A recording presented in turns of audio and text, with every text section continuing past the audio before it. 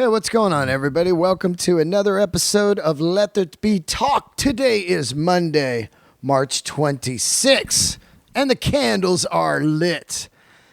Coming on all crazy Monday. How are you guys? Good. I just got back from New York City. I was out there for about 3 weeks doing shows. I had an incredible time. I had my first snowstorm, the nor'easter. The nor'easter blew in. I don't even know where that name came from. I didn't even look it up. I kept calling it the no-easter. Yeah, man, no Easter. I was like, what is up? There's no Easter this year? I didn't even know. I don't know. I was just being stupid. I was just like, it was cool. It was a one-day, full-blown, 24-hour snowstorm. And the reason it was cool was I didn't need to go to the airport or drive anywhere. So I was like, this is great. Just looked out the window and gazed at these giant snowflakes dropping for 24 hours straight. And it came right at the perfect time. I had caught a little mini flu mid road trip here out of nowhere. I was like, ooh, I dodged the flu this season. All right. And then boom, grabbed me. You know, all that handshaking, subway riding, microphone grabbing. I'm not much of a germaphobe, you know, because if I look at the track run of my whole life, I've probably been sick 20 times in my whole life. I'm 52. I'm like, that's a pretty good fucking track run. Not to be a germaphobe freak. You know what I mean? So I think the flu comes at special times when somebody, whoever you believe in, God or Satan or the spiritual powers, or I don't even, you know, whatever your beliefs are, I think that the flu comes around right when you're supposed to be taking a rest. Somebody telling you to sit down, you know? And you go, ooh, I better sit down and watch a full season of Breaking Bad again. Anyway, that's what I think the flu is. It's a rester. It's a reminder. Go kick it, dude. You don't enjoy life. You work 7 days a week. You don't rest. It's time for a forced rest. And then you just go, ooh, God. Anyway, special thanks to my man Marcus Price, man. There I was staying at his crib on the couch, sick. There's nothing worse than having someone stay on your couch and he's sick, just laying there, right? You're like, hey, you know, like when you stay at someone's house, let me give you the etiquette.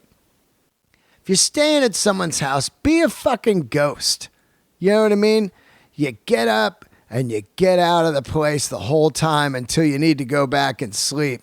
Don't just lay around in your boxers and watch the guy's TV, you know, and just act like it's your crib.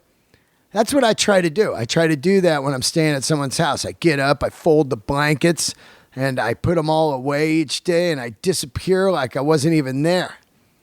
And this time I got the flu, and there I was just laid out. He was even taking care of me. I mean, it was like, hey, he went and got me some food and shit.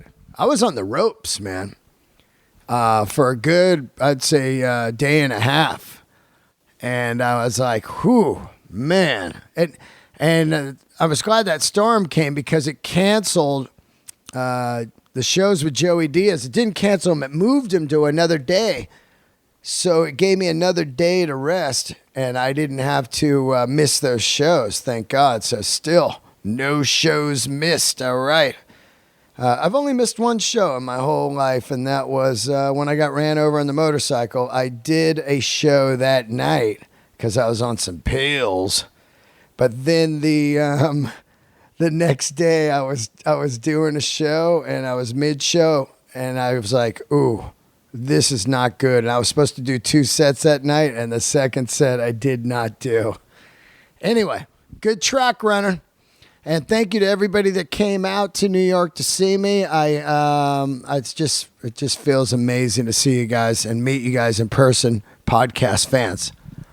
Something while I was in New York, something very special happened to me, and I want to share it to you guys.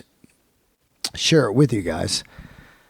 I've been doing comedy 8 years, and I've been busting my ass. I'm almost at like 4,000 spots. Just spot every day, every day, every day. Get on, and work. And when I started, I wanted to start at the Comedy Store. It was definitely a goal to become a paid regular at the Comedy Store. It was such a mecca. It was rock and roll. It was Hollywood. It was Sunset Strip. It was, to me, it was like Richard Pryor. It was Letterman. It was Cheech and Chong. It was Gary Shanley, and it was Sam Kinison. It was Dice. It was Jim Carrey. It was Pauly Shore. The list goes on and on and on. All these icons in comedy that I had grown up with. I knew what that room meant to me. I'd been there in 89, partying and hanging out, 88, 89, So I wanted to start there, and the dream was to become a paid regular there. And after 3 years, that happened. And, I still cannot describe what that feels like. After about 2 years of doing comedy, I remember opening for Chris D'Elia at Caroline's in New York. It was my first time doing comedy in New York, and I was super fired up. The main reason I was fired up was I knew that I was going to get to go see another comedy legend mecca room, the Comedy Cellar, because I knew I was going to go there no matter what to go see that place. I knew the magnitude of that room, and I knew the magnitude of East Coast comedy and the comedians that worked there. I knew the respect that they had for that place. So I went over there, and I remember I went in to the restaurant upstairs, and then I was looking around, and I couldn't get into the Cellar because it was sold out. It was very small, and there it was, that cool sign with the bulbs, and they're blinking, and I was like, wow, man. I just kind of stood out there, and I looked at it, and I was like, man, one day I want to go on in this place, And Saturday night, I got a chance to audition at the Comedy Cellar. I stepped on stage and I did 5 minutes, and I became a regular there. I was passed on Saturday night, and I can't even tell you what it means to me. At 52 years old, with no manager and no agent, to be able to work in the 2 best rooms in comedy in America, I can't tell you what that feels like. And over and over and over, people say to me, man, are you bummed you haven't made it? Are you bummed you don't have a Netflix special? Are you bummed you don't have a Comedy Central special? Are you bummed on, all this? No, I have made it, man. I have made it. And as corny as you might think, or some kind of inspirational speech or any kind of stuff like that, I believe in my mind that if you really want something, man, get out there and do it, Get out there and do it. You only live once, and I can't even tell you what it feels like right now to say that I will be working at the Comedy Cellar. That is just so unreal to me, And so, I feel I can't even describe it. It's going to take a long time for me to soak it in, but I want to thank Esty and Keith Robinson and Bobby Kelly, Dove Davidoff, Liz, the entire Cellar staff, everyone there. It was one of the most magic nights of my life. I went on, did 5 minutes, man, and it was just insane. So I just wanted to share that with you guys. I'm still pretty fired up. And yeah, man. So with that all being said, I will be in New York like a motherfucker for now on. Man. Anyway, I wanted to tell you guys that, And thank you for all your support, everybody, and listening to this podcast and everything. I hope you guys, get out there and do whatever you want to do. I want to give some shout outs to some donators this week. Neil Bishop, you kick ass, man. Neil Bishop donated to the podcast. Mark Brunot donated to the podcast. So amazing. If you guys want to donate to patreon.com/Dean Del Rey, hit it now. Patreon.com/Dean Del Rey. I've been putting up all kinds of little mini clips on Patreon too for all you donators. So if you donate and you have not seen that, download the Patreon app right now and check that out. It's really cool. I put up some little secret stuff, and I have some cool offers for people that are Patreon supporters. I love you guys. What else is happening? Outsiders turns 35 today. They filmed The Outsiders turn 35, and Friday, I will be in Tulsa, Oklahoma, where The Outsiders house is, and I'm going to go see that house that Danny Boy from House of Pain bought and restored and made a Outsiders museum. I cannot wait to see that this week. I'll be out there with Bill Burr in Tulsa, Oklahoma, and San Antonio this weekend. My website, DeanDelRey.com, has all the ticket information. I can't believe I'm going to see that Outsiders house. That movie means so much to me. When I watch that film, it's everything I wanted to be. I wanted to have a crew. I wanted to be a greaser. I wanted to have a cool hot rod, ride motorcycles, hang out at the drive-in theater, just be a complete derelict, man. I cannot tell you how much I love The Outsiders, and to see that house in person on Friday is going to blow my mind. I can't wait. And you guys can all see it too anytime. It's the museum, and I think it's open now. So check out The Outsider House on Instagram. What else is happening? I saw a Guitar Kid.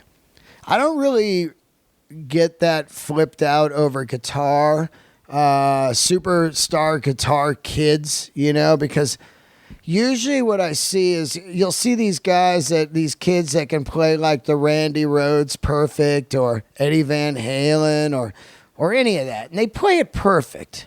They do. And they can, and I'm impressed because I learned guitar and I'm a shitty rhythm player and I could never, I'm sure if I took it full blown serious like I do comedy, I could get there. But these kids, they're all over YouTube. You know what I'm talking. You see them. They're just like 9. They got a guitar on. It looks like their dad's filming them like, you play now. They don't even know if they want to play. They're just like, okay. They're just staring right at the camera like a robot, Can I go now, Dad? Keep playing. I don't even like this. You've seen them. They look like animatronics or holograms. Anyway, I saw a video a guy sent over to me of a guy named Brandon Taz, and I don't know how to say his last name, Nielderer. I'm sure you can type in Brandon Taz. And there's a scene, a clip on YouTube where he's playing on a cruise ship at some blues cruise, and he's playing Stevie Ray Vaughan, okay? Now, let me tell you why this kid has it. Not only can he play the licks, but he had moves. He dressed cool. He even had his laminate on like pro players. Through a laminate, like a lot of people that are rookies will wear their laminate around their neck. Hey, here I come, man. I got a backstage pass, like a goon. But any seasoned person in the biz, their pass is like through a belt loop and then into their back pocket. So it kind of looks like a wallet chain, but it's their laminate. He even had his pass set on like that. The way this kid played, and the way he moved, the way the guitar and the guy, they were like one. The way it flowed.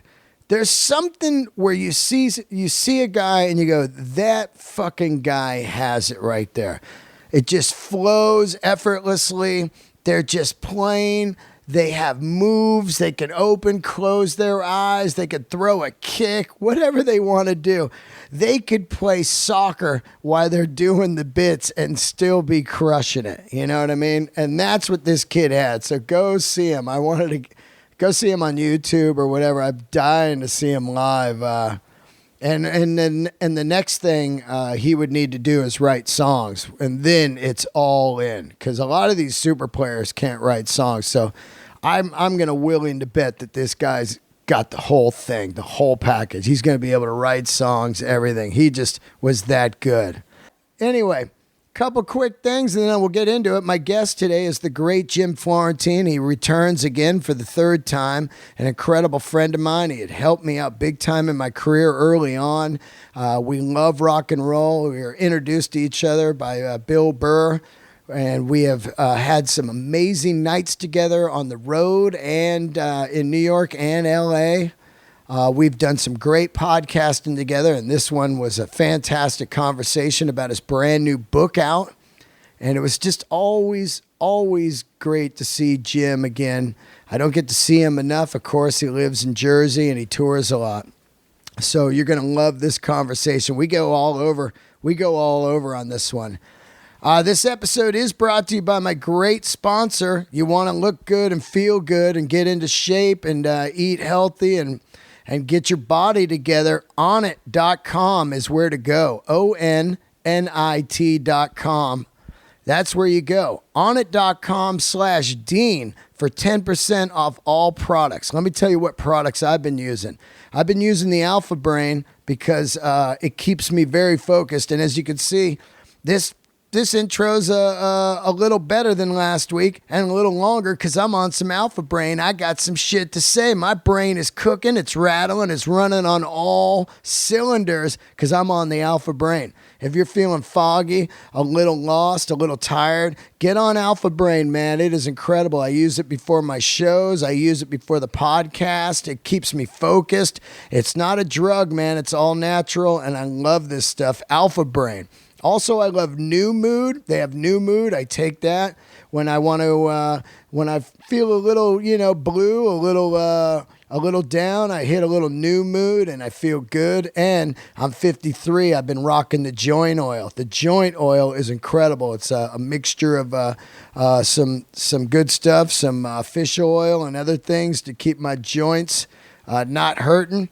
It's funny, man. I'm 52 and I do hurt, man, when I get up in the morning. Onnit.com/Dean. And right now, you can get a free bottle of Alpha Brain if you go on Onnit.com/Dean. Just punch it in. They'll just charge you the shipping. That's it. But you can get a free bottle of Alpha Brain and try it out. Also, I don't know where you listen to your podcast at. Where do you listen to Dean Del Rey's Let There Be Talk? But where you can hear it now is the incredible Spotify. You can hear Let There Be Talk on Spotify right now. They make it easy to hear all podcasts. Just go onto your mobile device, desktop app, or smart speaker. Open the app on mobile or desktop. Click on the Browse channel, then click on the podcast section. And it'll take you to whatever podcast you want to hear on Spotify right now. How cool is that? Let There Be Talks on Spotify. Thanks, Spotify, for adding my show on. And one more here, one more sponsor. You guys smoke a little cron? You guys like to do a little smoking? Vape Exhale. Vape Exhale. You look for a smooth vaporizer? Check out Vape Exhale. Evo is a high-end vape plus bong combo that was named #1 on High Times magazine. My listeners get 10% off on a Vape Exhale Evo vaporizer and all the VapeX products by using promo code DEAN, DEAN, at vapexhale.com. That's Dean at vapexhale.com, and that's VAPEXHALE.com. Get yourself a vaporizer, man.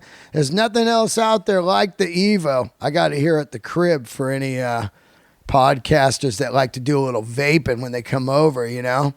This thing is incredible. super smooth. I'm going to bring it on over to the next party I go to and set that thing up. VapeExhale.com. Punch in Dean and get yourself the #1 vaporizer going. All right, guys, here we go. Let's get into it. I'll see you guys in Oklahoma and Tulsa this week, and next Tuesday at Hollywood at the Avalon. If you need any tickets to all my shows, go to deandelray.com. Let's get into it right now with my man, the one and only Jim Florentine.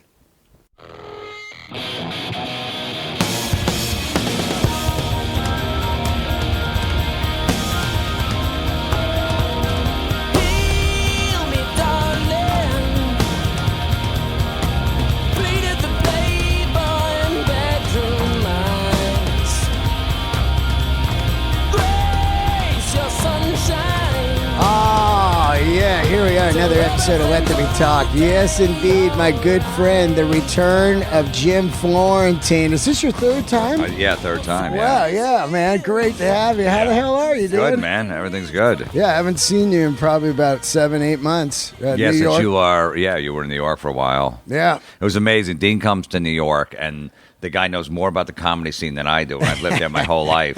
He's telling me about shows. There's shows over there. I go, there is? It's funny. He goes, I've been doing it for 2 years, and I'm doing this, I'm doing that. I'm like, that's an animal. I love it, man. It's, I'll be there all of March. Okay. Yeah, I just try to go every other month. I couldn't go this month because I moved, but I was going to go February and March. So I'll just go March. I'm going to head out there. And still on that quest for the studio apartment out there, so I can just bounce back and forth. Yeah, New York's super expensive, man. It's tough. It's crazy. Something's going to happen. I keep saying somebody's going to go, my grandpa owns a building. We're big fans of your show. You could stay there $800 a month, something. That would be amazing. Yeah, just keep throwing it out there. I think it's going to happen. Yeah. I think it's going to happen. Yeah. What's happening? You got a book out, dude. Yeah, I got a book, yeah. And what's it called? Everybody is awful except you. Now, did you write the book? Yeah. And when did you start writing it? Because I had Brian Slagle on, and I've had a few people on now that have wrote books, and I don't know what it's about, but is it your life? And did you have to sit down and try to remember stuff? No, it's some kind of life stories about growing up and little things here and there, but it's pretty. I start each chapter off with a little story. How I got on a TV show, how I got that metal show, growing up, making prank calls, and then I just go into it's a lot of stuff about like social media, just everybody, bragging, everybody's a Kardashian. Yeah. So, and I actually have the people's posts in there, and I just make fun of their posts. Oh, yeah. It's based on my podcast where I just do rants about different, like, bad Facebook posts or whatever. So, yeah, so it's a lot of that and, all that stuff. And, and just stories about growing up. I tell a whole story about how the Scorpions, I don't know if I told on your podcast before, when they stole this girl that I was hanging with. No. One time, I would see him at the Spectrum. Yeah. I'm like 20 years old, and I get down to the front. I sneak down to the front. It's General Mish. So I'm in the front row. I go to get a beer, and I see this hot girl, and I go, hey, you want to? We can go down to the front. The Scorpions. She goes, you can get me down there? I go, yeah, just follow me. She follows me down there. We're in the front row watching the Scorpions. Yep. Just hot blonde. And as the band's on, we start making out, and she's grabbing me, and we're hooking up like right in front of them. And then she starts flashing the band. Which tour, man? Blackout or before? It was probably Love at First Sting. So then it was probably the big one. Yeah, so it was that 84, 83, 84. Yeah. So that was it, about 20. Yeah, like 20. So after the show, one of the roadies comes over and goes, hey, the Scorpions want to meet you. Here's 2 backstage passes. So I'm like, holy shit, we're going to hang out with the Scorpions. This is fucking amazing. So we get to the back door, and the girl walks through, and there's a big guy there. Oh. And then I go, and he stands right in my way. He goes, no, just a girl. I go, no, I got passes. They want to meet us. He goes, no, just a girl. I'm like, no, but they gave me the pass. Just a girl. Yeah. And I think the girl's name was like Anne Marie or something like that. I'm like, Anne Marie, they won't let me back. She never even looked back. She said, see ya. See ya. Yeah, see ya. Fucking see ya. You could get see ya real fast with a rock star around back in the day, boy. I mean, it's just like you could be in a band and be like pretty successful locally, and then a real rock star will walk in and you're just a ghost. She fucking she didn't never even look back. But then, and I said a story. I was mad at the Scorpions for like 2 years. I'm like, oh, they took my girl. But I was like, looking back at it, like I had short hair and a mustache. Like I was like a 3 on a scale of 1 to 10. This chick was a 9. She was way out of my league. And why would they want to talk to me? Because I'm gonna go, was that dog on the Animal Magnetism cover? Was that that one of the band's dogs? Like that's what they really want to talk about. Stuff. Yeah, dumb stuff. Yeah. Hey, where'd you get that cool zebra shirt at, man? Yeah, and that, in the Love Drive video, was that Yeah. Oh yeah. Was that in Germany or was that rock nerd shit, man? And they didn't want to hear that. It was the 80s, so they were just like just all drugs about and girls backstage. So, and then I realized I'm an idiot for being mad at them. But I tell a whole story in a book. I met the Scorpions a few different times, and it's so funny because they are definitely German, because when you're talking to them, like I remember one time Davey Vane, was backstage and he met Klaus and he said, "Do you got any advice for a new singer?" And he said, "Don't ever open with dynamite," and he's like, "Yeah, that's the their song." Yeah. I don't think I would. Yeah, no. I mean, he didn't know how to translate that. Don't open with a hard song. Oh, okay. You know what I mean? Like that's just his way of saying don't open with dynamite. I was just too like, funny. But those guys are like German. You're like, oh man, you guys are great tonight. Oh, thank you. Yeah, I don't know why I'm doing them as like Japanese. Right. Oh, thank you. But yeah, man, it's amazing. Those guys. I just saw a thing. I think they got together in '68 or something. Like they've been let's look at that real quick, man. It was crazy. I saw the first photo of them. They look like the Beatles. Yeah, I think '72 was their first record. There was this old photo Eddie Trunk put up about a month ago, and they look like the Beatles. Really? Wearing slacks and suits and had the Beatles haircuts. You couldn't even pick out who was in there. Of course, Klaus was the singer, and Rudolph was in there, but you're like, where are they, Yeah, and they were like, more like psychedelic in the beginning, almost like a Hendrix, like a Jam. Yeah, thing, with Uli and all that shit. Those first couple records. Yeah. I love the Scorpions. No, man. I do. I've always liked them. And they got a little silly. Yeah. It got a little silly for a while. Yeah, Big City Nights and all that. But man, you put on the early shit. Wow. Yeah. But the last record they put out, Sting in the Tail, I think it was pretty good. It was like 6 out of like 10 good songs on there. So, no, I saw them live as Scorpions and Megadeth at the Garden 6 months ago. It was great. Oh, yeah. I wanted to go to that. I know they canceled when they came to L.A. because Klaus lost his voice. But it was great just seeing those guys, man. Yeah, man. That's a fucking band, dude. I still think and then Mickey D's on drums. Mickey D's playing drums. He's an animal. Yeah, smoking. Yeah. I'm so glad he got a gig. I know. Man, and a good one, though. He could have bounced around in some lower level bands and stuff, but when you're in like Motorhead all those years, you get used to a certain way of traveling and big and theaters and above, so the Scorpions, that's just great. Yeah. Did they play old stuff? Yeah, they did some old stuff. I'm trying to remember what they did that when I saw them like 3 years ago, they did a lot of old stuff. Right. This time it wasn't as much as more to hits, but they were still good. Yeah, Def Leppard don't play any old stuff. No, they should really switch in like 3 years. But they're always doing those tours with like Journey and REO Speedwagon. So I know. You're getting all those classic rock fans that just want to hear the hits. That's it, man. Bringing On the Heartbreak would probably be the oldest thing they play. Yeah. If they even play that. Yeah, I mean, they could. Yeah, I know. It's just, I think they're in such a comfort zone where they know every song is going to get a killer response. Yeah. That if they play like Let It Go.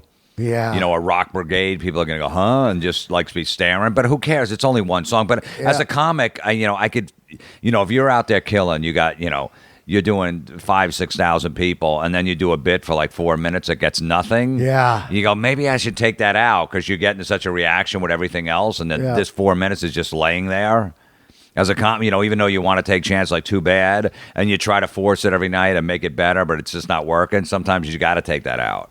Yeah, I mean, also I think with Def Leppard is the fans that go see them now don't even know the stuff we like. Yeah. You know what I mean? So they would be like, what's this? And the fans that we don't even go because we know they're not going to play any of that. Yeah. So it's this weird thing, that we'll never see Def Leppard again, you know? Yeah. And one of the greatest live shows I ever saw was High and Dry, opening for Blackfoot in Oakland, you know? And it's just still stuck in my brain, like, wow. And I even looked up the set list recently because I wanted to remember what it was. And I was like, wow. Well, I saw him 5 times on that tour opening for Ozzy. Oh, yeah, that's right. They got the Ozzy tour on that, too. So I saw it 5 times. It was unbelievable. So fucking great. I only saw him once on that run with Blackfoot, you know? It's right. like, and I just read a thing with Joe Elliott 3 days ago. He was talking about how there they are.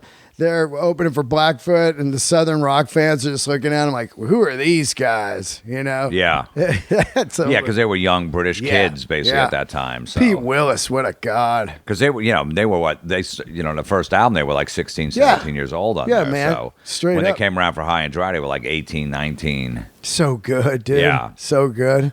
So you sit down and start writing the book. How'd you get the idea for it? It's just from your podcast? Yeah, it was from my podcast, and I said, I'm going to start just transcribing these rants and try to make it into a book form. And I got them all transcribed through some company, and then I started cutting it down, especially with a rant that doesn't really read well. Right. So I cut all that stuff down. Then I found like a book editor, and we started chopping it up and getting it more into book form. And then I got a book agent. And we just did a book proposal. Everything was pretty much done. Then he put a proposal out there, and then found it's the same company that did Stanhope's books. Oh wow! The Capo Press that just did 2, and they do all the rock books. They've done Scott Ian's. Oh yeah. Corey Taylor, Duff's. So So they got the market, and they know where to put them out. Yeah. So that's cool. That was that same company. Slagle? Did they do Slagle? No, Slagle wasn't with them. I'm not sure who he's with. So and it took like 3 years to put together. It's been done for like a year. Wow. It's doing good. People are digging it. Jim Norton did the forward to it. That's great. Ozzy gave you a promo. I know. I couldn't believe that, man. I mean, he didn't. Probably his like wife did it. Yeah. I can't imagine him sitting there. I know. This Florentine album's amazing. I saw Ozzy. They did some little they were some Ozfest thing, or pop up thing. When I was out here in September, and Ozzy and Sharon were there, and we hung with them, me and Jim Norton, and I told him about the book, and Sharon goes, "Let us know. We'll help promote it." Wow, that's cool. So then my manager, when it was coming out, said, "Hey, Jim's book's coming out. Here's the links." And then but just to get it from Ozzy, it was unbelievable. Because Ozzy was my whole life growing up. Yeah, that's a slam dunk. I moved. Between sophomore and junior year, My parents decided to move to Florida. I lived in New Jersey. I had all these friends, you know what I mean, for years. Yep. And, it was great. And then we decided to move to Fort Lauderdale, and I had no friends at all. I got put in this private Catholic school where all these rich kids, and I was, I had long hair. Yeah. Fucking Black Sabbath written on my books and shit like that. And Ozzy was I would listen to Diary of a Madman every day before I go to school, that song, just to get me through it. Yeah. And that's when I first picked up Blizzard of Oz, and then Diary of a Madman came out right after that. It was and then he played Blizzard of Oz came around, and then when I saw him with Def Leppard, I saw him 3 nights in a row in Florida. There was 2 nights they played this place called the Sunrise Musical Theater, and it was only 2 miles from my house. And my parents let me take off Friday from school. And they played a Friday and Saturday. I walked there. It was 2 miles. I walked there at 11 in the morning. I just waited outside the venue. Yeah. I'm like, I got nothing else to do. They're 2 miles away. Why not? And I just went and I saw Rudy Sarzo come out of a cab. Then Randy showed up. I talked to and Tommy. I didn't see Ozzy. Yeah. I was trying to sneak in for the sound check, but I couldn't get in there. But I just waited out the venue. And the next day I went there again. I saw him the night before in Fort Pierce. So 3 nights in a row seeing that band. Oh man, I saw insane. that band. I saw that band 2 nights. I was supposed to see it 3 nights, but in Fresno they canceled. I finally looked it up on because I was talking to Rudy about it. I looked it up on Wikipedia, Blizzard of Oz tour, and there it was. And if you Wikipedia Blizzard of Oz tours, man, they canceled a lot of dates. Yeah. Ozzy would be like, his voice would fry, he'd be partying, all that. And there it was, Fresno, Cellar Arena, crossed out. And then 4 days later, I saw him on 4th of July, at Oakland. And then I saw him at the Cow Palace, too. But it was like, wow, to see that band, I feel so, lucky, right? Yeah, well, they were touring so much. And Rudy Sarzo's book, Off the Rails, he documents everything. Shows getting canceled. But they were touring so much, they would come back to market 3 months later. Yep. Like if they played Hollywood, California, 2 months later they'd play in Long Beach. And Yep. then 2 months later they'd play in Pasadena. That Texas tour they did like 18 dates in Texas alone. Yeah. Just staying out there getting good. That was wild to read that, That's why they did the 2 records like 6 months apart. Right. They had both of them done. They had Diary of a Madman done before they went out with Blizzard of Oz. Yeah. They did, they did a little tour of Europe, and then they went back and did Diary of a Madman and said, we're going to tour for like 3 years. So, and they had that record in the can because they were doing Believer and and Flying High Again. Yeah, I got it on the right from the bootleg. beginning. Right from the beginning. Like these are two songs that going to be on the next record. I remember seeing them like, holy shit! I just got the first one. They already got a second one. So, no, it was an amazing time. So just that Ozzy would. That I'm working on his channel on Sirius. Amazing. And I get to know him a little over the years, and just that he puts out a tweet about my book, I'm like, holy shit. That's so rad, right? Yeah, it's amazing. What is there money in books? I don't know. There's a nice advance. Yeah. Yeah. No Yeah. shit, huh? Yeah, you get a nice advance, and basically it's like, okay, get the advance, and you'll never get the money back unless it's a big bestseller, and it won't be. Right. But so just take the advance. Yeah, You're never yeah. gonna ever get to the point where you're gonna get residual checks. It's kind of like an upfront money. There. Upfront money, and you don't have to pay back. Yeah. So it's like, okay, and I might have to do one of those for down payment on a place. no, exactly. I mean, so it was nice, and then I did an audio version of it too, and they'll pay you for that. How long did it take you to record the audio version? Like 3-4 days, a week? 4 days, 9-hour shifts is brutal. Wow. Because by the third hour, just reading from your book, you're seeing double. Yeah. You know what I mean? You're like, holy shit. And, and you think there's something wrong. You're skipping words. I can't speak. Yeah. And I'm like, I'm never like this. And the guy at the board, he's like, don't worry about it. Go. Everybody goes through this. Go take a break for a half hour. Just, go do Clear something. your head, right? Yeah, get outside, get some fresh air, come back in. So. Yeah, I saw a tweet of Sebastian Maniscalco doing an audio of his book yesterday.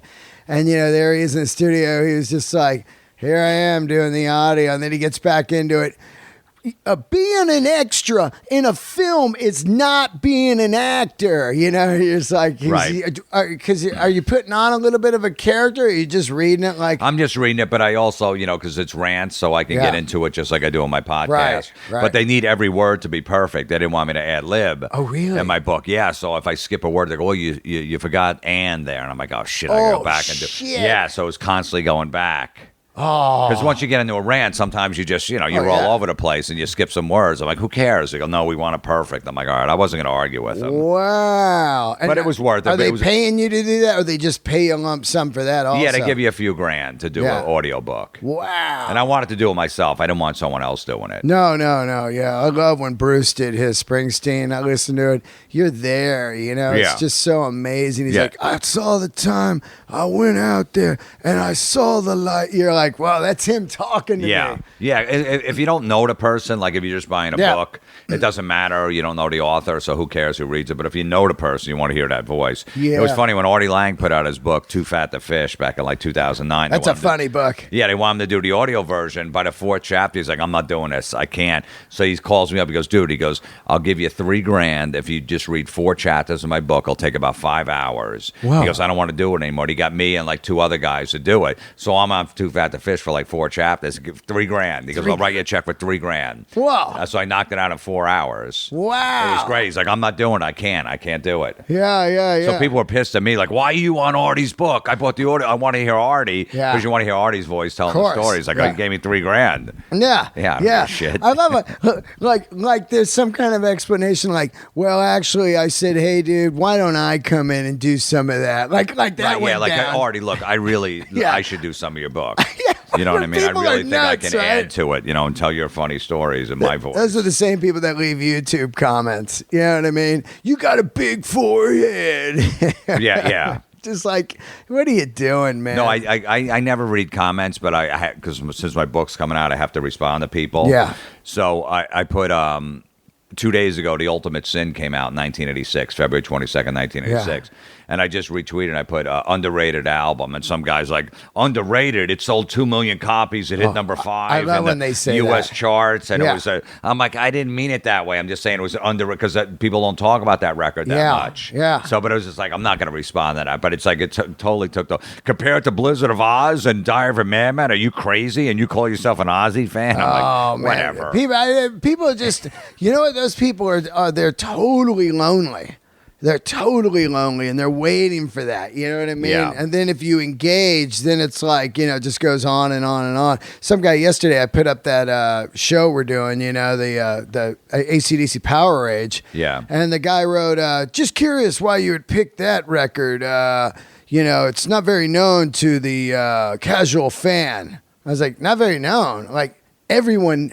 That is the iconic AC/DC record. It's considered the crown jewel. Yep. Everybody and their mom knows Sin City. Yep. That is like one of the most iconic AC/DC songs, of Bon Scott era there is, besides like Highway to Hell. Yeah. And the Jack. Right. Those three, if you thought about it, would be like iconic Bon Scott songs. I think because there's not a lot of hits on it. So Right. But I mean, there's no real hits. Bon era, except for maybe Highway to Hell. Well, you got Dirty Deeds. Yeah.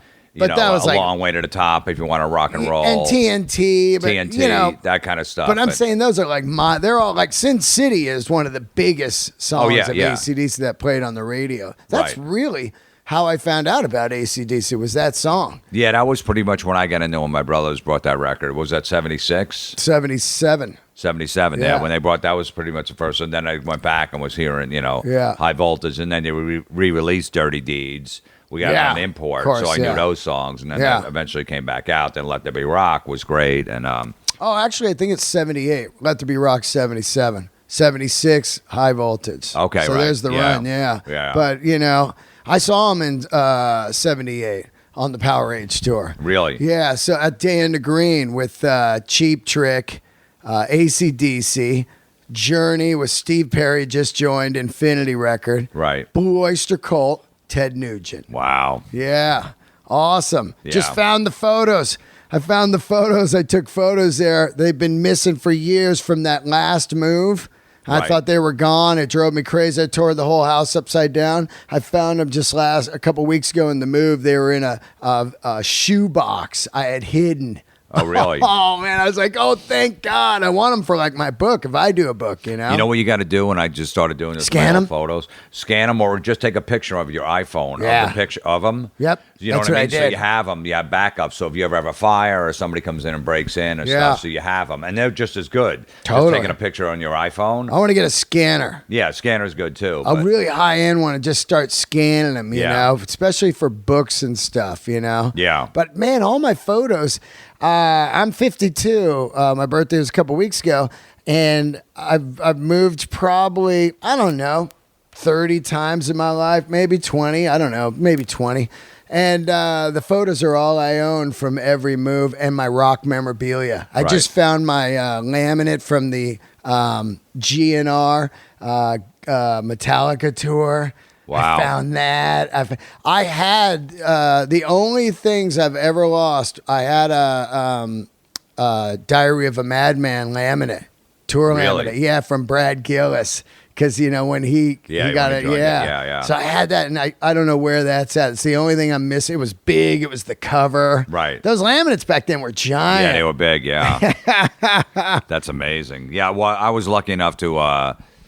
my mom had a big basement, so I always kept my stuff at my mom's during all these years when I had all these moves, all my albums and all my rock stuff, And then eventually when I got my house, it's all at my house now. But for a long time, it was just it was in the basement in a little closet, and it was good. Well, that's what I got. It's so funny. I got shitloads of artwork and photos and everything, and I keep going, when I buy my house, I'll just keep this all. And when I buy my house, I'll deck it out into a rock museum. And I'm 52, still have never owned a house. Yeah, I'm like, I know. what am I doing with this shit? But even when you get the house, like I have one, it's like, I don't know, like, Yeah. I was gonna do it in my basement, but then I'm like, I don't know if I want it. So there's my laundry room is pretty big. Yeah. And it's got all. So I said I'm gonna put it in there. Like just do that whole. I still haven't done it. All the stuff's in there. Yeah. Because you go out and you buy all the stuff. You think, oh, I'm gonna hang this. I'm gonna do this. You really do. And then I get all the shit, and especially with posters, because posters take up so much space that I'm like, I can't put this thing anywhere. I can't put this thing anywhere. Also, we're like 52. I know. I'm like, what are you gonna?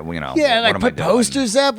So my new thing is, it's when I do actually ever get a place, it'll be only the beautiful rock photos I have from like Right. Dan. And I really was going to have a theme on this wall here. I was just going to do all Dan the Green, all the Right. concerts that I went to, the Randy Rhoads, Ozzy, the Metallica, the Soundgarden, the Ted Nugent, the AC/DC. I got them all. Right. Big, nice 8x10s, Zeppelin, all those. I didn't see Zeppelin, but that Dan the Green that, happened, just have a theme. So when you came in, you go, oh, I get it. Yeah. Instead of just being like, I don't know, it's like, it's weird. I love that stuff, but to me, it's got to be photo form. No more posters. Yeah. You know what I mean? Like, I got a box full of Fillmore posters over there. I'm putting them all on or eBay, Yeah. because it's like posters are just something. After a while, it becomes kind of cheese, Yeah, and sometimes you can buy those old ones, the imitation Right, yeah. ones. I don't like those Like I at was all. in a Hobby Lobby, and they had Yeah. Scorpion '78 tour. Yeah. On a poster. I'm like, oh, this isn't real. Yeah, I You know. I don't like that. Van Yeah. Halen at the whiskey. Yeah, the whiskey. I'm like, oh yeah, that's '76. Yeah. you. Now you lived in Florida, Fort Lauderdale, but you grew up in Jersey. And then once you got older, were you like, fuck Florida, I'm moving back to Jersey, where I'm from?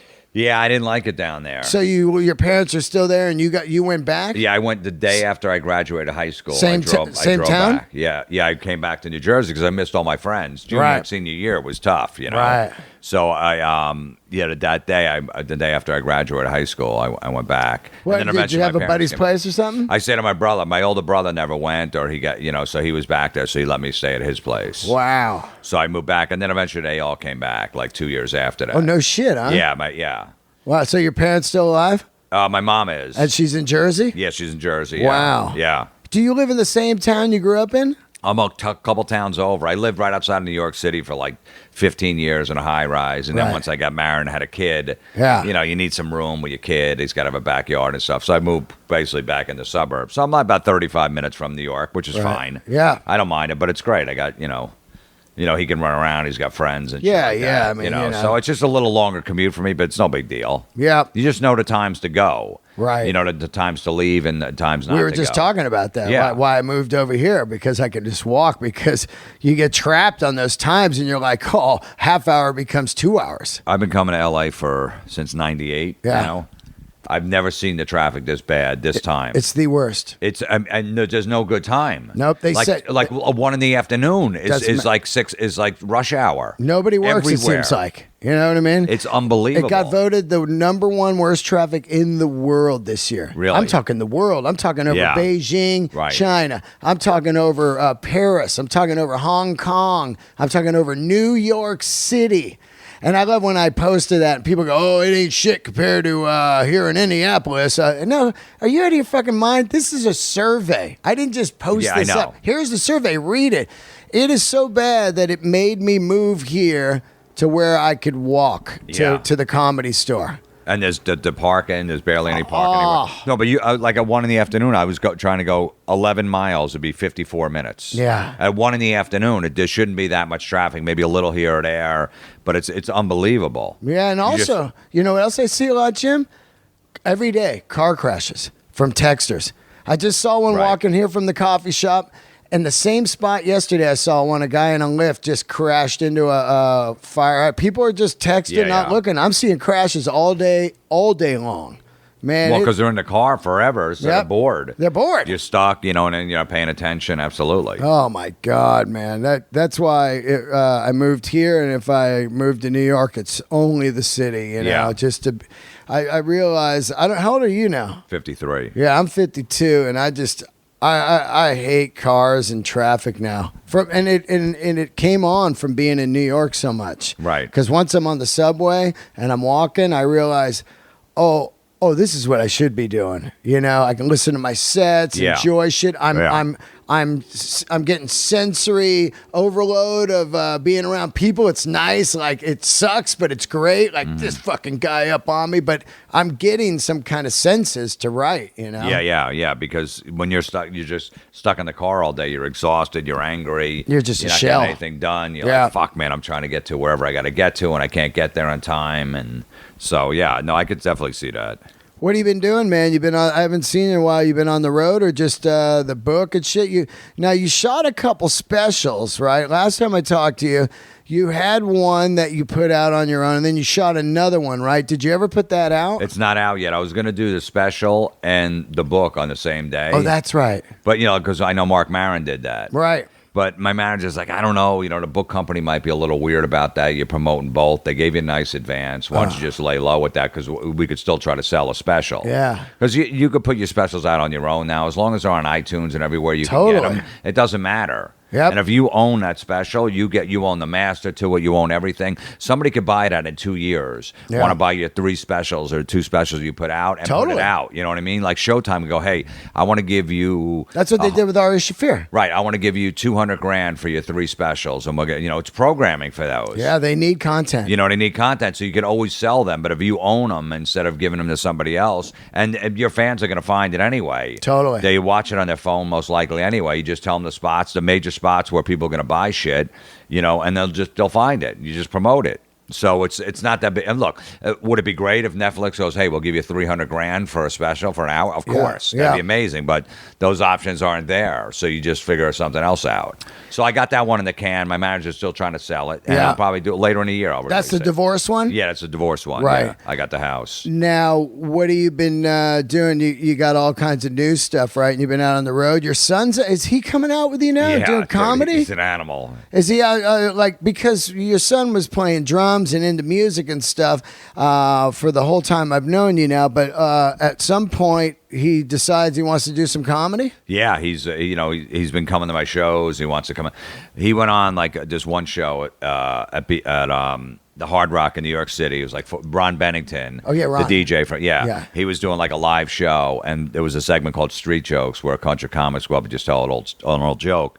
So I brought my son, and he goes, Luke, if you want to go tell a joke, he goes, yeah, I want to tell one. He went up there, and 400 people sold out. He grabs the mic. I didn't tell him to do any of this. He goes, are you guys ready for a funny joke? And the place went nuts. Yeah. He's in a leather jacket, and he tells an old street joke. It kills. And he just, when he felt that roar, that crowd, every night after that, Dad, you doing a show? Come on, we got to do a show. Let's go do a show. Come on, why aren't you doing a show tonight?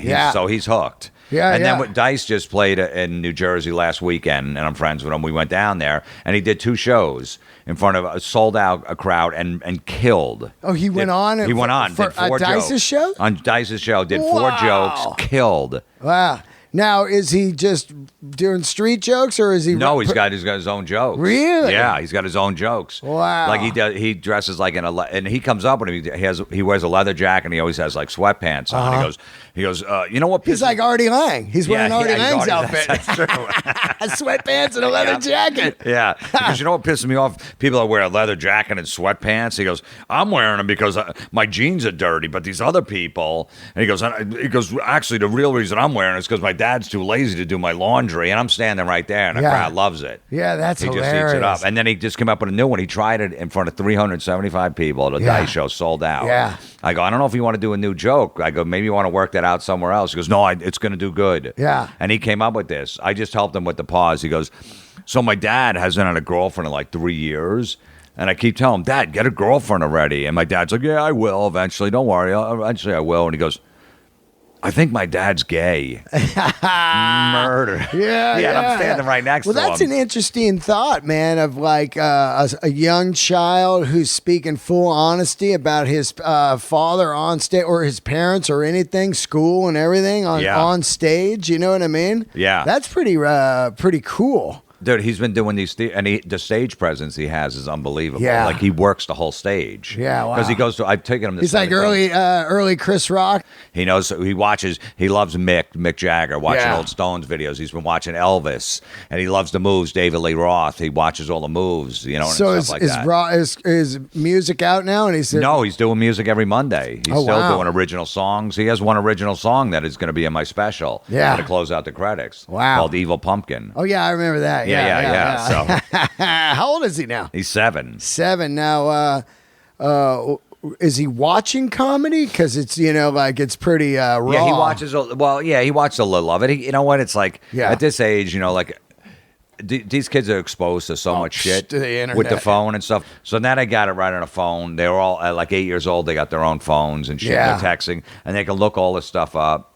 So at this point with the cursing, he doesn't even know what half it is. He hears the cursing. He just knows not to do it. Right. In school, and he's never done it. I know his teacher. I'm friends with her, and she's like, he's amazing in here. He's just a sweet kid. And so he just knows when he can hear it over here, but he knows, okay, when I'm at school and with my friends, I don't act like that. So that's good. I go, that's what you have to do. Yeah. I said, when I go to your PTA meeting, you think I'm in there cursing? I go, I'm a dirty nightclub comic, but when I'm around moms and I'm talking to your teacher, I don't go in there and swearing and saying all this shit, Yeah. I go, I'm just, because he's like, Dad, don't. I go, I'm not going to do that. I go, I know how to act in different situations. So he does too, which is great. Oh, wow. And what about the mom? She's okay with it, or?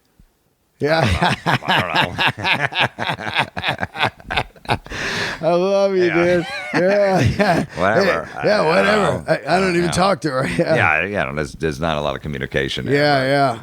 Now, so what have you been doing? Are you been writing, or are you out doing comedy? Are you on the road, or what have you been up to? Just I threw all that divorce material away, right? And just working on a new set. And I'm going to take my time. I put out like 3 specials in the last 5 years. Yeah. So this one I'm going to really take like probably 3 years before I release anything else. I'm not in no rush. I'm just working it out. I'm smoothing it out. I'm doing it, but I'm in no rush to put anything out. So, but it's a good time. So I'm just gathering material, trying it out, and just building a set. But I don't need to put another thing out in a year. I still have one in the can. Yeah, right. Which is good because for me, like by the time that I'm not doing any of that material anymore, maybe a minute out of it. By the time it comes out, I don't even remember that material. So the new shit, all the other stuff that I'm doing that people are going to see after that special, I'm not even doing that. Yeah, that's great. So I do like that where I don't have to rush to get shit. I got to do half of that, and they were just bought the special. I'm still doing half of it. Yeah. So that's where I'm at right now. And so you're just out on the road working the material? You're going to the stand and working it? Going to stand and working it. Absolutely, right. yeah. And then going on the road and doing it. I just did my book signing at the stand. I saw that. Yeah, it was great because I did it right from the stage. Well, we did the signing upstairs, and then people went downstairs. I did a reading for my book. I did a Q&A. My son introduced me on stage. Yeah, some people come out? Yeah, they came out. Yeah, it was great. Oh, that's awesome. Yeah, so it was cool because I like that. And so yeah, I just go there and just work on the material. It's fun. I love it, man. I've been doing comedy 28 years now. 28 years. I think 28 years, and I like it even more than when I first started. Yeah, I love getting up there and doing it, man. I'm just I believe that too, because now it's such a great business going or energy and everything of the comedy world. You know, it's like it's really exciting for me. And I do it every night. It doesn't get old at all. I'm down there last night. I was at the store. Oh, Judd Apatow's here. Cool. Watch his set. Oh yeah, right. Hang out. Oh, Chappelle came by last night. That stuff's like electric to me. No, I know, absolutely. It's so, and then all these rock stars and music and TV people are coming to the show, so it's like, oh man, Yeah, because I just did this Monster Rock cruise. Yeah, all the 80s were you doing bands comedy on it? Yeah, we did comedy this year. Last year they just had us intro bands, me and Don Jameson Trunk, right? And then we do like a Q&A with the bands. Yep. In a little theater, and the people come out. And I said, we got to do comedy. Dude, the comedy, with me and Jameson did a show. The place was, you couldn't even get in the place. Wow. It was so big. And one of the venues on the boat. Yeah. People were so excited about it. All these rock stars came out. All the guys from Queensryche and from Stryper and Raven and all these. So they were all there. Like, can't wait. Like, that was the big buzz on the boat. The Faster Pussycat guys came down. So they love that shit, man. They love it, yeah. Because they're around rock all the time. They're just like, oh, rock. But comedy, they can go chill, have some drinks and laugh, Yeah. And they were great. Where'd the cruise go this year? Bahamas, Jamaica. Oh, yeah, I went to Jamaica on one. Man, what a dump, huh? You pull into that spot there, and you get out, and it's like, drugs, drugs, drugs, and there's nothing in that part there of Jamaica unless you take a Jeep in. I took a Jeep way in, man, but... well, you know what? They actually switched it at the last minute, Jamaica, because it was too dangerous, because right. a lot of tourists have been getting killed. Yeah, man. Going off a little off the beaten path, so they switched it to Haiti, like this little island in Haiti, which was really cool. Wow. And then they had the Atomic Punks, you probably know them, I love right? them, yeah. So they played on the beach in Haiti. Rad. So you get off the boat, and they had a stage on the beach. Oh, shit, that's and cool. It was killer, man. They were so good. I never saw them before. Oh, yeah, and it's got Steel Panther singer still, right? No, he's not in it. It's a different guy. Oh, who looks just like Roth, has the same moves. It's so funny, man. But they were great. I used to see them all the time, and it was, it was Steel Panther singer and the guitar player. Right. And then those guys were actually Roth's band when I saw the Sammy Hagar tour. Right, because he took two of the guitar players, right? Yeah, or something. Sammy Hagar Roth tour. He had the Atomic Punks as his band. Yeah. He's like, hey, because he's probably like, I don't feel like, rehearsing. These guys know the tunes. auditions. I saw these guys, and they know all the songs. We don't have to rehearse. Oh my God! So man. it was cool. It was good doing it. But all the rock guys came out, which is great because they never have a chance to go see us doing stand up. So that's awesome. And Devlin was on the boat too. Oh yeah. Fucking great guy, man. He's playing the AC/DC bash. Yeah. Oh yeah. He's such a good dude. He's man. great. That guy's a killer bass player, killer singer, great human. Yeah. No, he is. He's an amazing guy. Yeah. We do a lot of podcasting together, and he's touring Whitesnake soon. So yeah.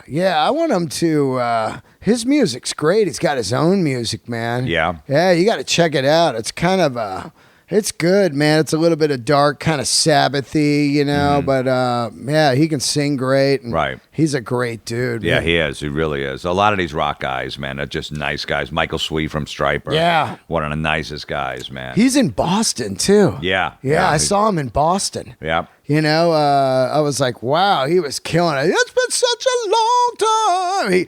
He kind of brings some goodness because they got the guy from Home Depot, Yeah. And he sounds exact to Brad, but he doesn't have any moves or anything. He's just kind of up there. Yeah. He might now. I saw him early on, but then, Michael Sweet's up there killing it, playing rhythm and singing and shit. You know who I saw that I haven't seen with Queensryche with the new singer Tyler Torrey? Oh, yeah, he's been in the band for 5 years. Right, yeah. But unbelievable. Yeah.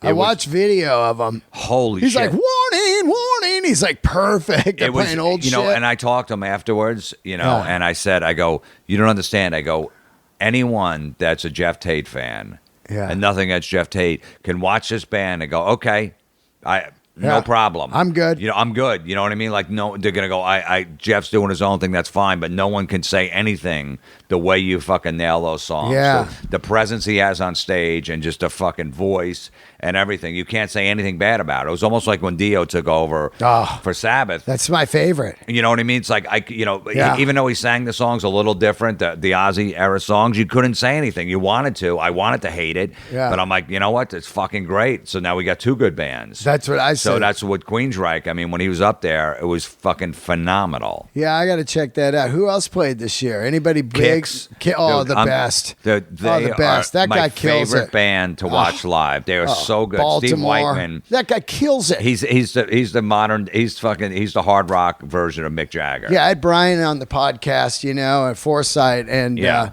man, those fucking dudes sound exactly the same right now, man. And they're just killer. Who else was on? Y&T. Oh, my boy right there, Dave. That guy's a god, man. He's amazing. There's no one better than that guy. I can't wait for that documentary to come out. I interviewed him on it. I got him look because they put on an acoustic, like a 5-song acoustic thing. I got to pick that up. Oh, I know. I love Medicaid is so underrated. Oh, so good. What a god. Yeah. Yeah. And just a great dude, And, the best. He did my podcast 3.5 hours. Really? Yeah, and then he flew me up to right. Then you interview for the movie. Right, yeah. Yeah, Trunk and I did it, and then Eddie Trunk did it, right. I'm waiting for that documentary to come out. Well deserved. That guy's so great. Who else on there? Tesla. Oh, yeah. How are they? Great, of course. Yeah.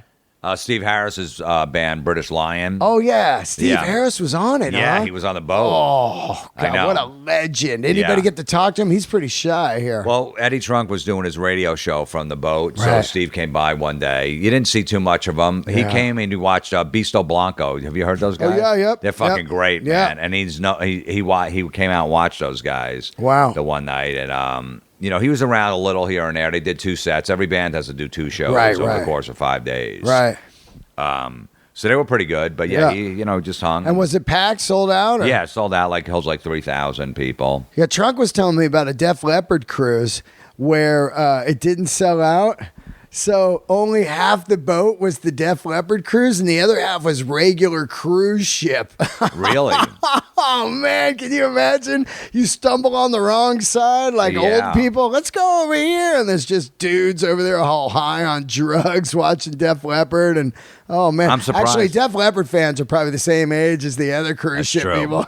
I'm surprised that didn't sell out though. Like you would Yeah, think, like I guess it was too high of ticket or something. I don't Yeah. know, but yeah, I mean it is like $2,500. it's a lot of money. It's a lot of money. you know? Yeah, yeah. Do you get because I went on it and it was just the mini little compartment I was sleeping in. They gave me a free thing. I went on Right. the Jam cruise as the Mother Hips tour manager. They got me on free. Okay. Yeah, it was great. But man, it was a little box I was sleeping in. Mine was decent. I had a little balcony or whatever. It Oh, wasn't, that's yeah, great. so I had a little desk. It wasn't that bad. It wasn't a suite or anything like that, but it was Yeah. decent. Yeah, yeah. And Was they it pay you? Yeah, yeah. Oh, yeah. Yeah, I mean, 5 days. I'm not going on a cruise for 5 days. No. I'm not getting paid. Yeah. Yeah, I'm too old for that shit. Yeah. I'll do it in my 20s. It's fucking great. Yeah. Yeah, that old fall for the free vacation. Yeah, exactly. You Yeah, know, yeah. exposure. Yeah, you know. exposure. Yeah. That is the Still worst. trying to do that like a TV show. It's good exposure. It's no pay, but I'm like, I Yeah. don't need it. Good exposure. Yeah, it's online, the show. I don't need more I've done exposure about a online. million good exposure shows. Never got exposed. No, yeah, exactly. It's good exposure. VH1 was always classic. I used to always do those talking head shows. Oh, yeah. Where you make fun of clips or you talk about whatever. Yeah. And I was like, my manager's like, just do it. And then they started paying me, but like, don't tell anyone else. Oh, yeah. Do not tell anyone. You're getting $500 to come in here and do it. Oh my god. In the beginning, though, I'm like, I'm doing it because people used to watch that shit all the time. They were always course. on in the gym, and it was good exposure. But after a while, I'm like, no, I don't need the exposure anymore. Yeah. I need the Absolutely money, not. man. Yeah, You know what I mean? Exposure doesn't. The landlord does not accept exposure here Yeah. in Hollywood. Yeah. You ever thought about moving to L.A.? I can't with my son now. I know, but did you ever think about it? Yeah, I always thought about it. I mean, I would come out here for a month or two. I'd do pilot season, then I Yeah. go back. I probably should have made the move 10 years ago. Right. If I was going to do it, and I always thought I was and stuff. But I don't know. I probably don't see it happening now. I love New York, though. I love just getting down and dirty and working the Me clubs. too. Just being a nightclub comic. Yeah. And I think that scene out there is better in New York than it is here. Yeah, I love it. The crowds here are great too in LA. Oh, the smoking right now, boy. Right, Ooh. but there's so many rooms you could do there and just work on your set. I Right. love just working on material and then going out on the road and doing it. Yeah. When I'm so- not working is when I get depressed. So if I'm only doing like one a night, I get all grim. Like, Right. I'm like, my whole day is 24 hours and 20 minutes of it is the set. And then Yeah. I'm just sitting around going, all right, No, I love you because we talk. I got no time to waste, man. I started late, so I got to fucking be out there every night. I love that about you. I always said that. I said you remind me of Jim Norton when he started because Jim would never take a night off. Yeah, I know. He would every night he was out there. We get off a plane opening for Dice in Vegas. We're doing comedy like maybe 5, 6 years or whatever like that. He'd go right from the airport to the fucking Comedy Cellar to this Dangerfield's doing 2-3 sets after we just did a whole weekend. I'm like, dude, fucking relax. He goes, nah, man, I'm good. Easter, he'd spend an hour with his family, fucking get back in the car, go to New York City, do 2-3 sets. Yeah, I do Easter, Christmas New Year's Eve, all of that stuff. He would Cinco de Mayo, he any would of them. never take a night off, and it just paid off for him. He's a monster comic, and he was, man. He just blew by everybody because of his work ethic. I love that when I see a good work ethic, and I saw that in you. I said, man, and you're like, dude, I got no time to waste. I'm like, that's funny, man. 52, man. Yeah, you know what I mean? I gotta catch up. Yeah, I'd love to sit around and get stoned and watch a little TV TV and play video Right, games, but yeah. yeah, You even said I don't go to that many shows anymore. I got no time to waste. Yeah, I don't. So when you've seen a band like 3 or 4 times, and don't you're go. like, all right, I'm not going to go anymore. That's it. I don't need to see really any of the bands that I saw a million times other than, let's say, Springsteen, because it's going to be different every night, or the Right. Black Crowes, they were different every night. Right. But these bands that are rocking the same set list all the time and everything, I'm just constantly reliving the first time I saw them in my mind. Like, I saw this band on the Women and Children tour. I saw them on the Fair Warning tour. Right. I saw them at the best, And people go, oh, you're not going to go? And it's like, you know what? I want to go see like the Yeah Yeah Yeahs, man. I saw them like once or twice and it blew my mind. So I'll go see that, or I'll go see new bands all the time. Well, that was great that night, and Yeah. it's probably going to go down in history the way this band is. Greta Van Fleet at the Mercury Lounge in That New was- York. that was 400 people. incredible. It was an amazing night. Just watch, because it was an older crowd. It wasn't Yeah. kids. Nope. And everybody was in such a good mood because I go, we're seeing this band in a little club. Yeah. Before they bust, and now they announced a tour doing 2,500 seats. It sold out in 30 minutes. The whole tour in 30 I know. minutes. And they're adding double nights and 2 everything. nights, 30 minutes. The whole thing sold it's out. crazy. It's insane. Yeah, it's really interesting too, because I saw Rolling Stone posted up they were in Rolling Stone last month. Right. And they posted a story on them online, and you can read the comments after. So of course I wanted to read the comments. And they have what Mitzi Shore says at the Comedy Store you need. Half the people hate them and half of them love them. And when you have that, you have constant people talking about Yep. it with passion. And that's what makes a band soar to the top. So if you read it, it's like fucking Zeppelin clones, and the next band, these guys are the greatest, finally a rock band. The next one, fucking Robin Zeppelin. The next one, like, amazing song. Yeah. It was every other one, Right. And you really need that, because it gets that water cooler thing going at work, where people are actually talking about something like, fuck that band. And the other guy's, oh, no way, man, that band's great. You don't know what you're talking about. And the second EP that they put out doesn't sound like Zeppelin like the first one. Right. It's more like 70s kind of. Yeah. A lot of influence on there, so it's not completely like, oh, these are Led Zeppelin songs. Right. We'll see what happens with the record. Right, because I know they're working on one now. Right. They've got 8 songs out total right Yeah. now.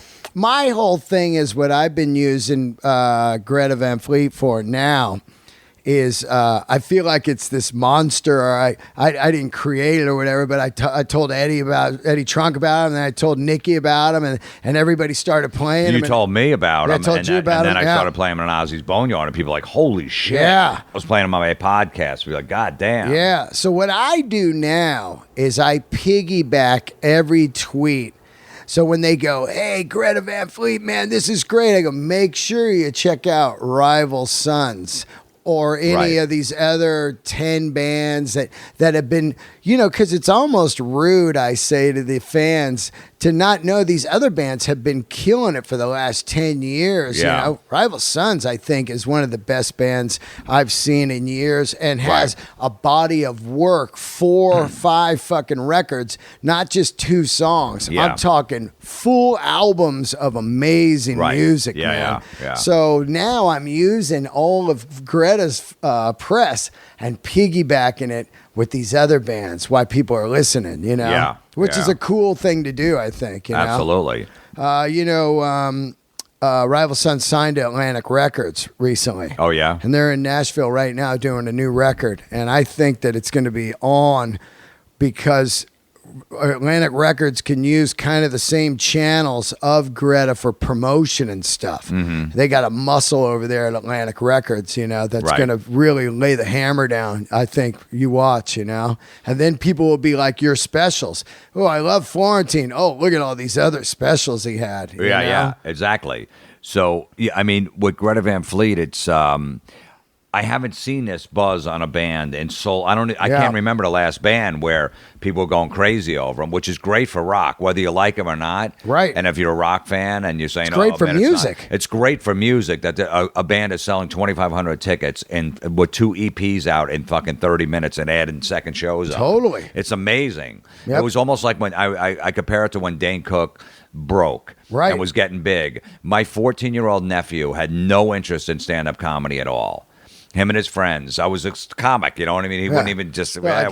My uncle's a comic. Yeah, he does tell jokes. That or some weird shit. old shit from the 80s. Yeah, and then all of a sudden they got into Dane, and he'd be like, him and his friends, 15, 16 now, they're like, you know Dane Cook? I'm like, yeah, I know Dane. They're like, that guy is so funny. Oh, my God. Yeah. He's amazing. He's playing at the Garden. We're going to go see him. And they got into comedy from Dane. And then it's good a for year comedy. later, they all came to see me, and they've been coming to see me for 10 years. So if it wasn't for Dane introducing them, Yep. like Greta Van Fleet, then you're going to find some other shit. So Dane was great for comedy too. He brought a whole new audience. Exactly. And then all of those guys came to see me, and they're big fans of comedy and coming to see me all the time. So I love when a band like this breaks. So it's people are like, oh shit, It's good for the it's, industry. people's right. Okay, so we did find Greta Van Fleet because all the old dudes and middle-aged guys don't know where to find music. Nope. So you throw it out there, like, holy shit, wow, when they're selling out, man, fuck, I got to get a ticket. Like back in the old days, I better get in the first day they're on sale. Yeah. You know, so And the ripple effect is incredible, what it helps. Okay, they rock it. Then it helps. All of a sudden, it helps Boneyard. Sirius Radio goes, oh, we'll keep Boneyard around, man. It looks like people are getting into this. It helps record studios. Hey, man, these guys want to come make a record. You know what I mean? It helps venues driving butts into the seats. Yeah. You know, it helps when they're on the festivals because they're doing Rock on the Range and all that stuff. So Yeah. you're going to get people are just going to go see Greta Van Fleet, and they're going to watch some other bands on a smaller stage. Discover something. And they're going to go, holy shit, I like that band. Yeah. I like this band too. I got to go check them out. So yeah, it all it's a helps. ripple, man. Yeah. It's a big wave, and everybody can ride it, you know, and get some stuff going, which is what we need. And it's also it's like, you know, why people love to be negative, but to me, it's like if you don't like them, whatever, there's tons of music. At least you're going to be passionate about something. You know what I'm saying? Like, just be passionate about some kind of music. Same with comedy. Not every comic is somebody's favorite flavor, you know, but you're in the comedy store seeing comedy from something. Yeah. So thank God for that. I don't consider them. Yeah, it sounds like Zeppelin. Yeah. But I don't. It's not the same reaction when Kingdom Come came out. No. And everybody went, fucking listen to this shit. That's Yeah. Zeppelin. They're completely ripping Zeppelin. Even the Page, Coverdale Page thing. Right. They're like, oh, Coverdale's, you know, a Robert Plant wannabe, and they put a Zeppelin record out because Page was pissed at Robert Plant, all that shit. And then Kingdom Come, like, that's a fucking joke. That's just complete. I don't see it this much with Greta Van Fleet. Like, people hear it and go, holy shit. I'm like, it could be a Zeppelin song. And I go, God damn, this is amazing. I got to get this. What's his band? Yeah. Kingdom Come, people wrote him off right off the bat. Yeah, Kingdom Clone, they were calling Kingdom them. Clone, Yeah, it's yeah. funny because Eddie and I were talking about Kingdom Come, and we were wondering why Greta didn't get as much flack. And we put on that Kingdom Come song, Get It On, and it is a monster track. It is. It is I a monster. still like that ballad, What Love Can Be. Oh, my It's God. fucking phenomenal. I Right? like that record. That first Yeah. record was great. And even I went and saw Zebra a couple nights ago. Right. And man, they fucking sold out the whiskey like beyond. Really? But Zebra was heavy Zeppelin, Yeah. dude. Almost. They were a Zeppelin cover band up there in Long Island Yep. and stuff, and then they would play their own originals. And the originals sound way like Zeppelin, and I didn't even really put it all together till a couple weeks ago when I went. I go, oh man, these guys were full Zeppelin, man. Right, but they never really broke. They're more like an East Coast. I mean, they kinda- had that big hit, Tell Me What You Want. Yeah. You know, Tell Me What You Want. Right, Remember but that they one? didn't really crack. They didn't really get to Nope. the next level. No, they So didn't. they didn't catch it. They didn't get that. They didn't get the flack that because you big got to get exposure. big before you Yep. get the flack. Yeah. Because that's when the hate comes. Right. If you're not big, then people are like, oh, I don't care what they do. Yeah. But once you're big, then jealousy comes and anger, and people are like, fuck them. I've been doing my shit original. It turns out you just need to sound like fucking Santana. You know what I Yep. mean? Guys like, Yeah. I sound exact to Santana. I mean, you know, all these doom bands all these doom bands are identical to Sabbath. Yeah. Identical. I know you turned me on to like 7 of them. Like, Yeah. this is Sabbath. Yeah, Sabbath. they're all This is off of Master Sabbath. Reality. This is Yeah. off of Paranoid. I'm okay. talking way more than Greta Van Fleet. Their Yeah. whole records are like dun dun dun dun Yep. dun dun dun dun. I know. dun. I'm like, this is an Iommi riff. Yeah, and then the singer comes on. Yeah. You're like, oh, Yeah. what? This is Sabbath. Yeah. I mean, all of those doom bands. Yeah. So yeah, it's just no one cares till you're big, and then Yeah. the hate comes. But it's good for music though, and I like those guys, and they were amazing live. The great I mean, kids. that singer nailing every note. Yeah, the drummer and the bass I know. player, man, are locked. I love the bass player. He's my favorite. Yeah. Yeah, Plays he's barefoot. a star. Yeah. Yeah. Plays the keyboards Yeah. and the bass. Yeah. Great dude, man. So it's good. I'm gonna What- go see him again. What are you doing? Are you out on a book tour right now? Like On the book tour, promoting it. It's in stores, in Barnes and Noble. It's all over Right. the place. It on came out, what, Amazon. Friday? Came out this past Tuesday. And then where do you go from LA? We're in LA today, so where do you go after that? I'm back to New Jersey. I got a bunch of press I got to do next week again in New York. You going to be in New York in March? Oh yeah, the home. Yeah. Oh, let's hang out. Yeah, the first 2 weekends I'm doing a stand. And Oh, I'll then be there. I'll be on the road the last 2 weekends with the first 2 of them. And All right. Yeah, I'm there from the 11th to the 24th. okay. So you'll be around a little bit. Yeah, I'll be around. Yeah. Where are you going on the road? What do I have? Baltimore coming up in March, mid-March, Yeah. and then I'm in St. Louis and then Vegas. Oh, Vegas. Where are you? Oh, the Cellar? No, there's a club, Top Golf. Oh, I don't know. There's a Oh, you comedy told me club about there. that. Yeah. Yeah, so I guess they're doing comedy like I don't know when, but I'm doing a Friday, Saturday at the end of March. Cellar just opened there. I know it's opening in like April in the Rio. Rad. I can't wait. Yeah, so we'll see how that's gonna work out. Yeah, that's great. I mean, man. the comedy scene in Vegas is good, so we'll see. really good. And I'm gonna do a Dirty Show at 30. Oh, yeah, or whatever. 12:30, Dirty at 12:30. Yeah, I'll do that. That's a probably, great one. So. But yeah, so I got that coming up, and then who knows? Yeah. And then you're on Boneyard still. Do Ozzy's Boneyard once a week. What day is that? Thursdays. Thursdays. 5 p.m. Rad. Eastern. And Yeah. then they replay like 3 or 4 times. Yeah, I did it with you once. It was fun. Yeah. We just sat there, did the intros. Yeah, we just do the intros. I do five breaks. I talk at 5. I love that. Man, 5 that's some good shit. Oh, let's go back to that. Yeah, it comes yeah. back on, man, that rocks. Because I know as a a guy listening, I don't want the DJ talking too much, but I'll do like a 2-minute break every Yeah. 5 songs. Yeah.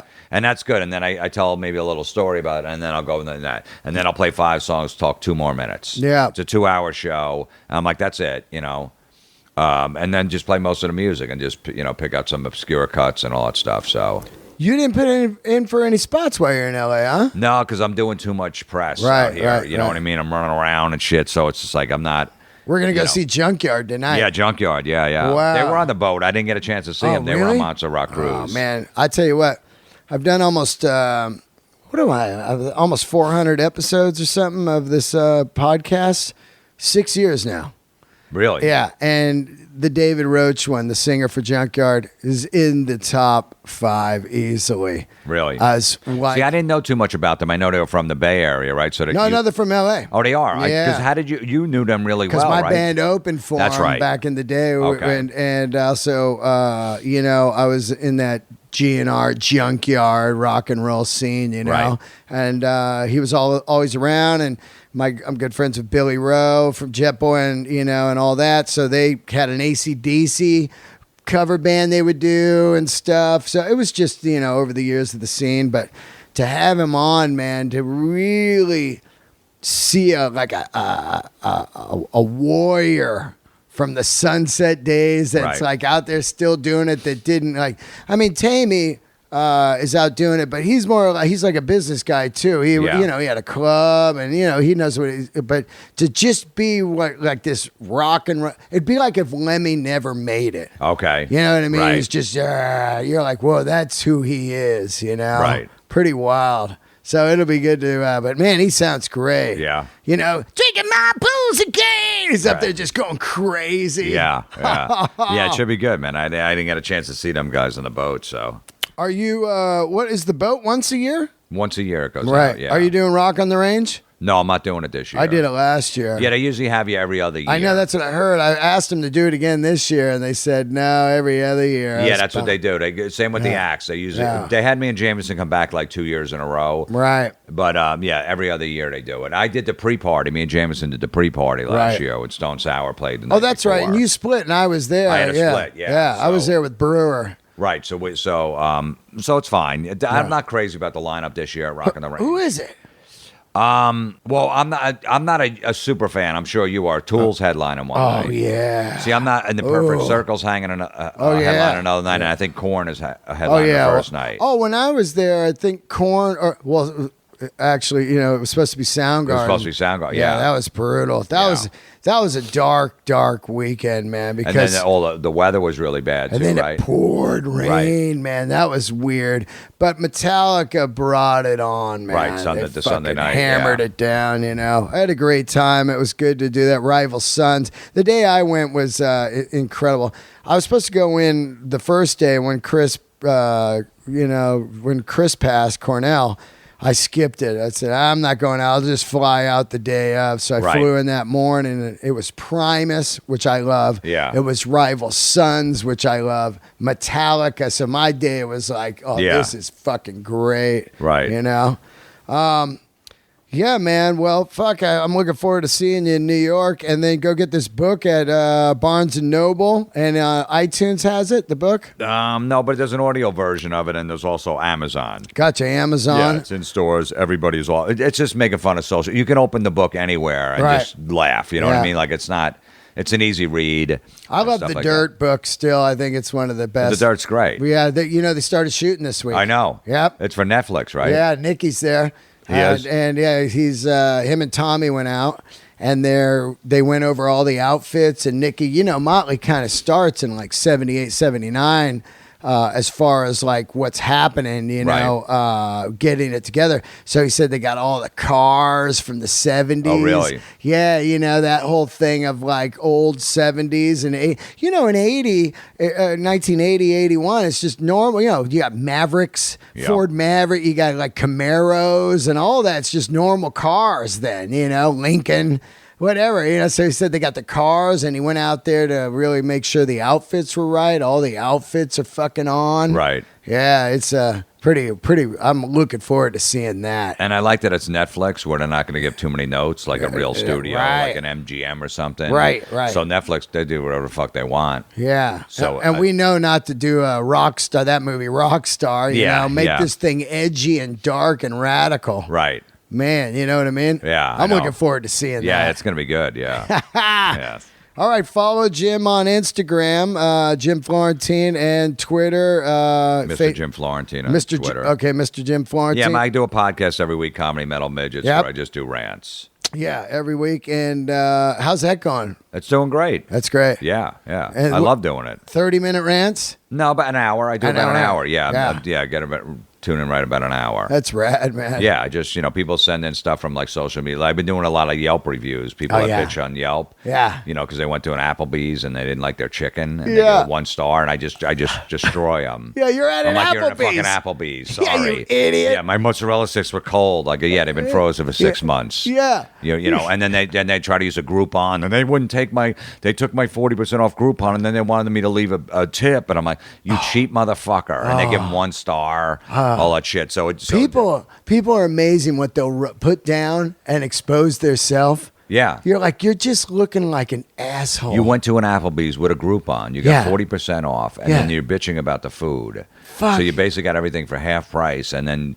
you have to tip on whatever they want to put the tip on, the Groupon, whatever the real price would have been. Right. And they're bitching about that. Oh. So if it was $40, they want to put 15% on. Yeah, but it's going to be $6, and they don't want to pay the $6 tip. They want to pay it on the Groupon, and they bitch, and they give them 1 star. Don't tell me how much to tip. Oh yeah. Yeah, all that stuff. Those people that talk about tipping, I couldn't even be friends with people like that. Right. It's like, man, what are you, an idiot? These people, They make no money. It goes back in the economy. That person has bills, so you give them a little money. They can go pay their rent, or they can go buy a CD or whatever, go to a comedy show or a concert with that money. So why not? They're not fucking slaves working for wealth. you. I know, exactly. Don't go out. Exactly, and then I just said there's just self-entitled people. Everything better go fucking perfect, or I'm gonna bitch. I'm gonna write about it. If everything doesn't go my way while I'm out, and my whole theory is, I always say it in the podcast. I go, just remember this. You're having another meal in a little while. Yeah. You got another one coming in 4 or 5 hours. It's okay. You didn't like your lunch. You got dinner coming at like 5 o'clock. Yeah. You can even eat early if you want. You can eat again right now. At a restaurant next door, you're an adult. Okay. Yeah. It's going to be okay. Don't worry. We got 3 of them a day. I hate when fucking people go, man, I don't like going to these comedy clubs with a 2-drink minimum. And it's like, you got in free. Yeah, I know. You fucking asshole. Oh, man, it makes me so mad. You know what I mean? It's I like, got to pay for 2 drinks. 2 drinks. It's like, you got in free. You know what I'm saying? Man, it just makes my head spin, Like, I like to bring my own booze in. They rob you with the $10 beers. Right. It's like, what year are you living in? I know. It's like, when you go out to a bar, the beer is going to, the beer at home is going to be a lot cheaper in the refrigerator. Stay home. But when you go to a bar, you're going to pay $6 for a fucking Heineken. That's just the way it is. And you get atmosphere and stuff. Exactly. You're watching sports or whatever on the TV or a fight. Yeah. There's a UFC fight. You're going to pay $6 for Heineken. Sorry. I know you crazy. can get a 6-pack at the fucking local liquor store. That's the worst when they say that. I could buy a 6-pack for $1. Yeah, Go do it. Yeah, I know. Yeah, get out of here. Yeah. Oh, man. All right, guys. Thanks for tuning in to another episode of Let There Be Talk. And don't forget to subscribe and leave a review on the podcast. Once again, this podcast is brought to you by my great sponsor, Mack Weldon Underwear. Oh, you got to try this stuff, Jim. Yeah? Yeah. Do you buy underwear? Yeah. Like high-end, like I never... No, I get like Calvin Klein, like the boxer briefs. Yeah, what's funny, dude, is like I wear expensive jeans my whole life and shoes and everything, and I'd always bought 3-pack Fruit of the Loom underwear. Yeah. And it's torture. Up your ass, ball grab, and I got this pair of these Mack Weldons, and I was like, oh, these are amazing. They're made of this material that's like a special material where you don't sweat or anything, Right. And they fit great and they feel amazing. Now I threw away all my underwear and bad socks. I was always a truck stop sock and underwear guy from being in bands. You get off the bus, you buy a 3-pack, you buy socks 5-pack, and then as you're each venue, you're just throwing them away. Yeah. And I've been like that my whole life, and now I'm like, fuck this. Right. I need some good underwear. Yeah, that's funny. Anyway, guys, there you go. Go to the website, use the code ROCK, ROCK, ROCK, and tell them I sent you. See you guys later.